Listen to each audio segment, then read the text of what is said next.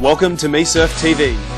Today we've got all the action from round one of the Quiksilver Pro Gold Coast, the first stop on the ASP World Tour for 2011. The opening heat of the day saw World Tour rookie Julian Wilson from Australia come up against Brazilian Heitor Alves and Australian Adrian Buchan. Despite a spirited backhand attack from Buchan, Julian Wilson would prove too strong, coming out on top and moving onwards to round three.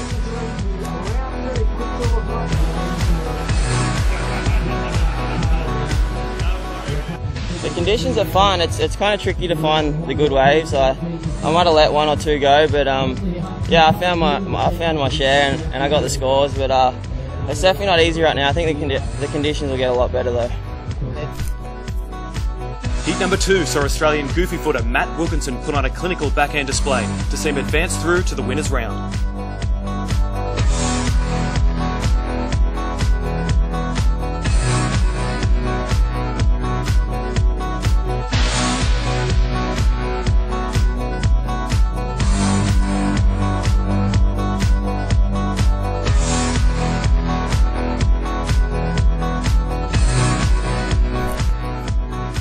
In Heat 3, Australian dual world champion and Snapper Rocks local Mick Fanning was firing on all cylinders to easily dispatch of Americans Corey Lopez and Bobby Martinez.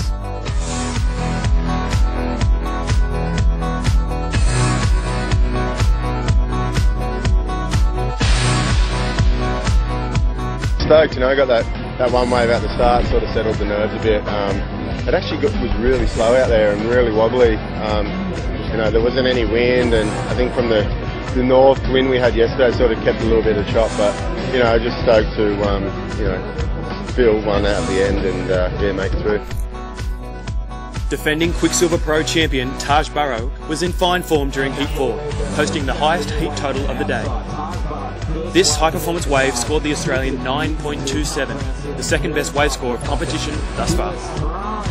Coming around and really playing a beautiful ride here for Taj. He's always looking for big moves that are going to guarantee him a reasonable score. Surfing is straight to get on his side of the top turn there. Taj still looking to stay near the pocket and exploit the scoring potential of this ride. For sure, I felt good. Even though I won a contest last week, I was still pretty nervous. I just, that was a warm-up and this is the big one, so I'm obviously going to have a few nerves, but I was really excited too, so I think I had that perfect balance of excited and not too nervous. And yeah, it felt good. It felt good on my board, and the waves were fun. I love that little east, northeast, or whatever it is. It just makes the best little lips, and it's just perfect for throwing your board out the top, so that's my favourite way to surf, so I like those conditions. More than anyone, I guess, is ready for it. Geordie Smith up and riding now. Oh, the big guy just casually cruises into that barrel and cruises out. South African world number 2 Geordie Smith thrilled onlookers with his progressive brand of surfing that saw him easily advance through his round 1 heat.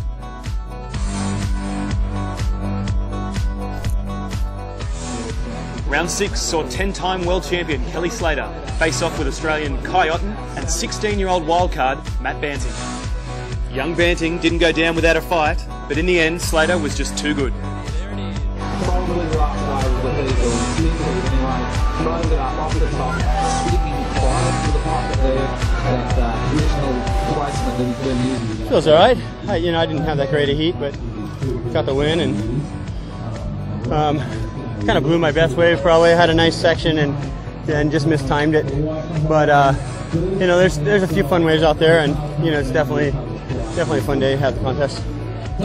Yeah, I know. Matt's a great little surfer, and he's got a big future at him. I'm sure that, at 16 years old, I can only imagine myself having been in front of this crowd surfing against a world champ at the time or whatever. I did that when I was 17, and it freaked me out in my hometown. So to be in front of this many people, it's probably a little overwhelming for him. He had a big grin on his face the whole time, and he seemed stoked. This events like this they're so great because you got so much crowd interaction walking down the beach, and everyone's right there close. It's kind of a grandstand arena for us, Heats 7 and 8 saw Australians Owen Wright and Josh Kerr both progress through, just as the snapper conditions began to worsen.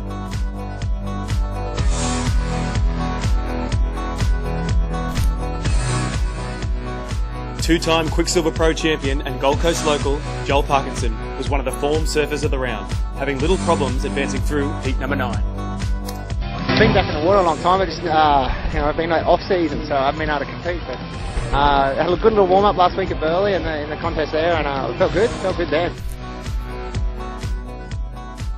In fading afternoon conditions, Dan Ross and Adam Melling of Australia, as well as Portugal's Tiago Perez, all came out on top to finish off round 1 of competition at the 2011 Quicksilver Pro.